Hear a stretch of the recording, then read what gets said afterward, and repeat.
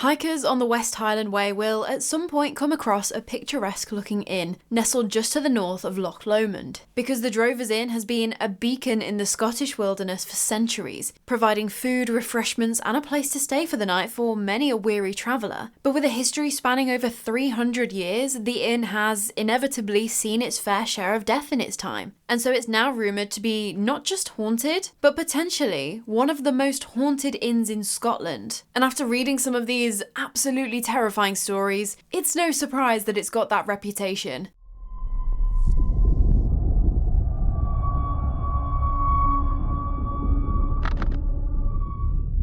So the Drovers Inn building has records dating back to 1705, but there is some evidence to suggest that it could have been used as a barracks for troops in the mid-1700s, as they built a military road that almost kind of follows the stretch of the A82 that the inn sits on. And this was quite a common thing at the time. A lot of military barracks were then turned into inns after they were no longer needed, so that may have been how the building came to be. But what it was most well known for historically, and what we know it most definitely was being used as from 1776, was being an inn where cattle drovers would stay the night on their way to market in the lowlands. And a cattle drover is basically a person who drives cattle, moves them from one place to the other. And what used to happen at the time was that once a year, these drovers would move the cattle herd down off the highlands where they'd been grazing and take them down to sell at the market. So now the name, the Drovers Inn, kind of makes sense, right? And we don't know a great deal more about the history of the place specifically. There was a rumour that Rob Roy McGregor used to drink at the inn, and he's pretty much a legendary figure in Scottish history. He started off as a cattle dealer, but after a business deal gone wrong was branded as an outlaw. But even after that, he was still seen as a hero by the Highlanders, as he would basically do a whole Robin Hood. He would rob from the rich landowners in the lowlands kind of thing. And he became basically this symbol of Highland resistance, of rebelling against oppression. Although it is a rumour that he was at the Drovers Inn, we don't know for sure. Plus, he died in 1734, just something to mention. But since then, the Drovers Inn has gone through obviously different landlords and owners and things. Around the mid-1800s, the building was extended, but other than that, it remains relatively unchanged. There is the main building that you can still stay in now. They also have these lodges on the other side of the road, and it looks exactly how you would expect an old inn to look. The rooms are furnished with antiques, there are oil paintings on the walls, it's very oldie-worldy, hearty vibe. And I think, looking at the reviews, if you're gonna go and visit, you need to go in with the expectation that it is an old building. It may not be the best sleep of your life, the windows may be drafty, the food is more hearty than fine dining, and if you're not a fan of taxidermy, definitely give this one a miss. Some of their style choices in the bar include a metal shark attached to the ceiling, and it also has a huge stuffed bear, amongst other taxidermied wildlife. But your trip to the Drovers Inn is kind of what you make of it, and so many guests say that they would come back to stay in a heartbeat for the vibe, for the live music, for the atmosphere, and potentially for the ghosts. I would absolutely love to go and stay a night. I just love those proper old looking pubs. And then you tell me that they're haunted as well, like, sign me up. And there's one specific, potentially paranormal character that some guests have reported to encounter over the years. And he's allegedly one of these cattle drovers from centuries ago called Angus. And so he'd be one of these guys bringing his clan's herd down from the Highlands, just stopping off at the Drovers Inn for the night before carrying on to market the next day. But the story with Angus goes that as he was relaxing for the night at the inn, he was making the most of the hospitality, shall we say. One could even go so far as to saying that he quite possibly overindulged on the alcoholic hospitality on offer. And so he woke up the next morning after going large the night before, a lot later than he was hoping, and quite possibly more hungover than he was expecting. I'm gonna guess that beer fog cleared up very quickly when he realised that there had been guys from a rival clan also drinking in the inn last night, and they had seen Angus sinking pint after pint, and so they'd seen the opportunity to screw him over. They'd stolen the herd of cattle in the middle of the night, and they were gone.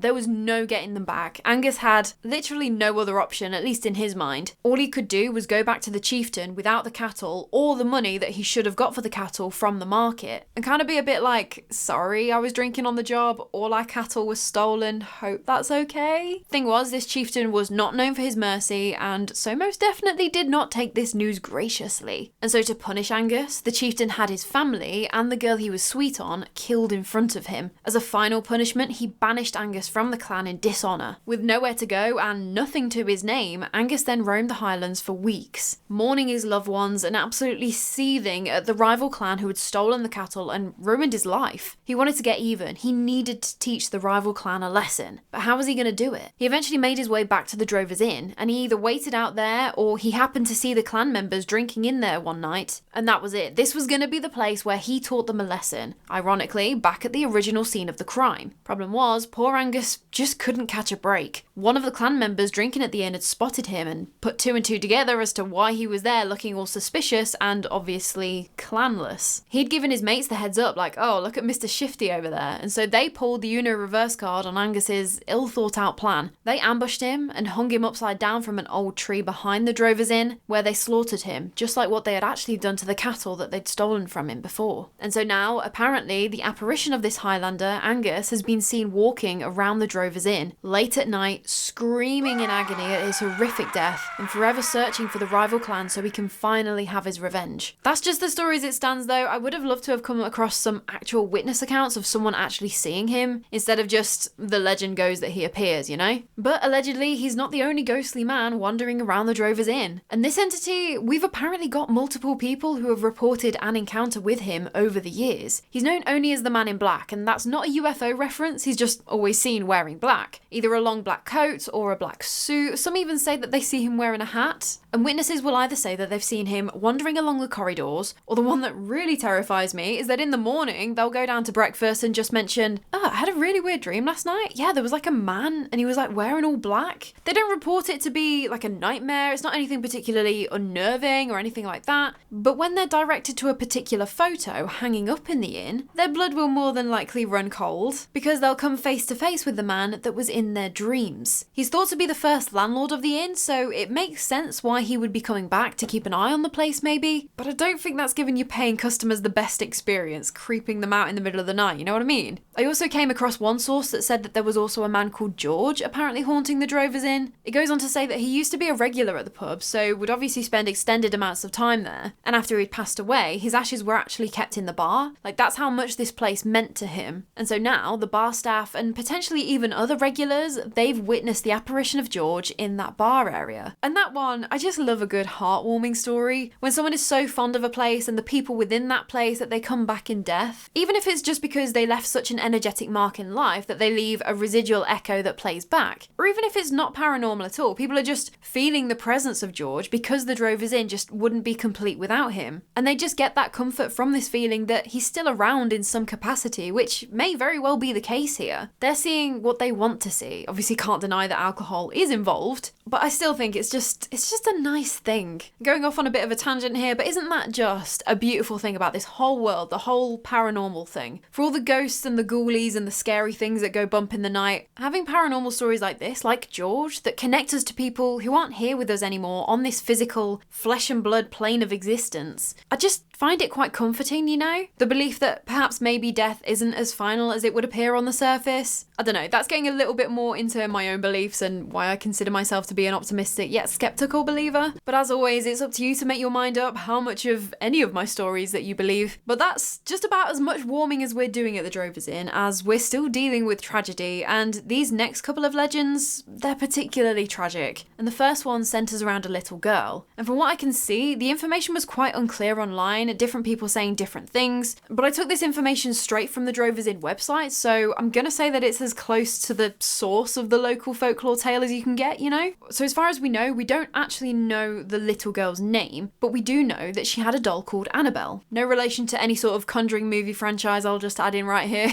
But with the name, that's what the Drovers Inn website says. I can see how it would be pretty easily mixed up and retold that the girl's name is Annabelle, but apparently that's not the case. But the story goes that in the mid-1800s, this young girl who lived quite local to the inn, she was playing with her doll Annabelle, just having a good time, vibing with her favourite doll in what was usually the very calm, very shallow, reasonably safe waters of the River Falach, which runs just behind the Drovers Inn. However, in the week before, they'd had a lot of rainfall, and so obviously the river was running a lot faster than usual. A lot more dangerous, stronger undercurrents, all of that. Annabelle, the doll, got dropped into the river. Obviously the little girl was super upset and must have tried to reach her from where she was. But with how strong strong the waters were flowing, this young girl got swept away. She was found just downstream, but it was already too late to save her. So they took her body back to the Drovers Inn and laid her down on the bed in room 6, where she stayed for several days while her family grieved for her and made all the funeral arrangements ready to be able to bury her. But apparently, ever since then, the disembodied laughter of a young kid has been heard throughout the inn, even when staff know there are no children staying. The sounds of someone scratching at the room doors in the middle of the night has also been heard, which is thought to be this little girl too. There was also allegedly a photograph taken by a guest, and in this photo they captured someone that wasn't part of their group. There was just a little girl in a pink dress standing by the staircase. When they look back at this photo once they got home, they claimed that they didn't remember seeing a little girl there. No one remembers a girl wearing a pink dress that night, and they just thought it was all a little strange. So they actually emailed the staff at the Drovers Inn, who double-checked the guest records for that night and confirmed that there were no children staying in the inn that night. And so, on the surface, it does seem like a particularly creepy little encounter, especially knowing the story of the little girl and her doll. But there's obviously 1,000,001 explanations for that, isn't there? Maybe there was a little girl who was just having a meal with her family there and she wasn't staying overnight. There's also no actual photo uploaded to the interwebs from what I can see, which is obviously a big eyebrow raise about the whole thing. But I don't know, maybe it did shake out the way that they said it did. And maybe this little girl is still around the Drovers Inn. There are also stories online about her doll, Annabelle. Apparently the doll itself has been spotted around the inn, allegedly looking for her lost owner, which I don't know about that either. But that is not all there is to this story of the little girl, because a lot of the guests who stay in room 6, the room where she was supposedly laid down in while they got ready to bury her, they're adamant that she is still around. On multiple occasions, guests have claimed to feel the sensation of a small, cold, wet body climb into bed next to them, which is just absolutely terrifying. Even if the ghost of an innocent little girl just wants a little bit of your body heat, I'm sorry,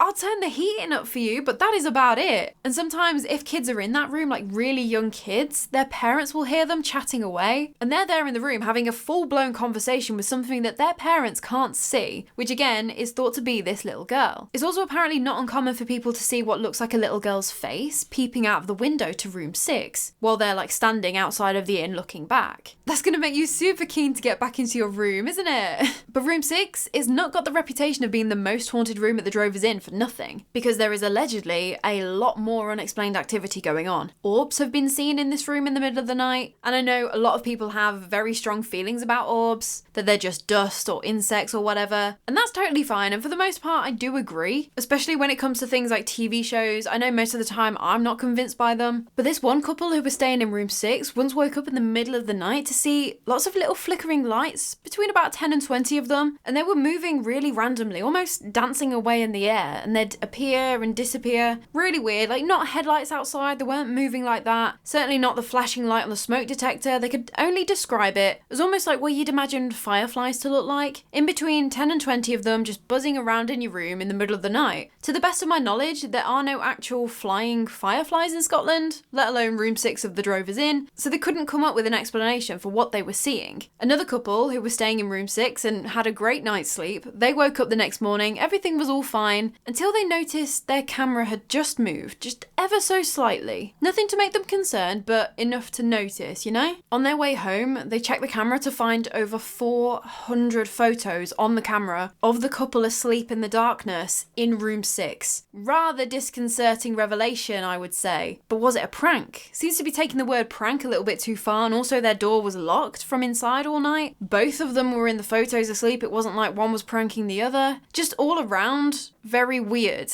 Although, there are other reports from other guests staying in room 6 that claim that the door does, allegedly, open and close on its own, even when it's supposedly locked. And there was one couple who this was happening to, and the guy was obviously getting irked at the door, keeping on opening and whatnot. So he got out of bed in a hurry after the door had opened yet again, trying to catch whoever it was that obviously had a master key and they thought they were being hilarious. He poked his head out into the hallway, but there was no one there. He then proceeds to knock on all of the doors. Bearing in mind, this is the middle of the night. Like, this just goes to show how annoyed he was by this. Only to find that they were the only people staying that night. There was no one else in those rooms. No one in the hallway. Literally not a living soul about. I don't know, just maybe like prop a chair up against the door and trying to get some sleep if you can. Although maybe not, that's like a huge no-no for like fire safety or something. I mean, if there's no one else staying on that floor, like just leave the door open. And maybe try not to think about the fact that other guests have reported hearing footsteps walking up and down that landing, but when they look, there's no one there. Like I said, probably not going to be the best night's sleep in your life, as I learned off the Drovers in TripAdvisor more than anything.